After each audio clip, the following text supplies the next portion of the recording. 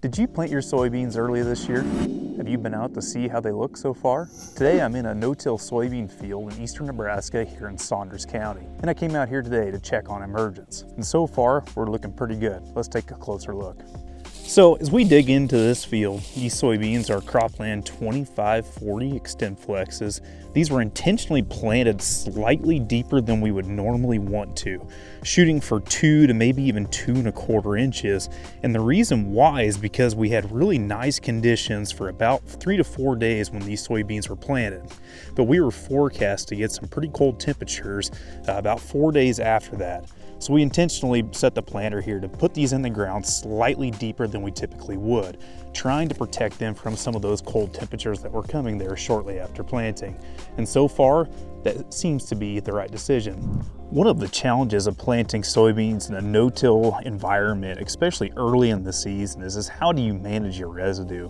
As you can see here, we've got a really clean furrow, intentionally planting directly between last year's corn stalks. It's fairly easy to be able to split those old rows and to be able to get a nice clean seed bed with properly adjusted row cleaners. But as we move over here about 2 rows, you can see that the Eastern Nebraska winds have been pretty brutal here. I peeled back some of the residue there, and although they are a little slower, they do seem to be coming along just fine. Emergence is a little bit behind the areas with no residue, but I do expect that those will be okay.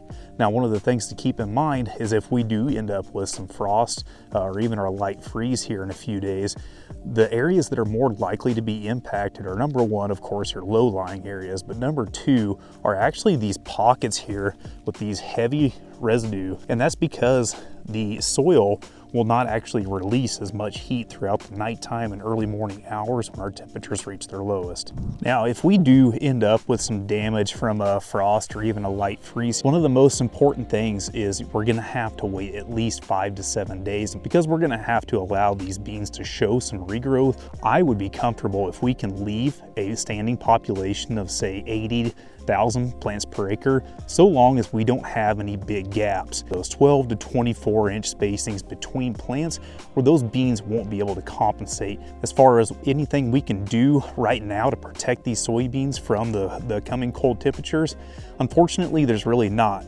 I did dig around my daughter's Barbie chest, but I could not come up with enough of herb jackets to be able to protect 110,000 plants per acre.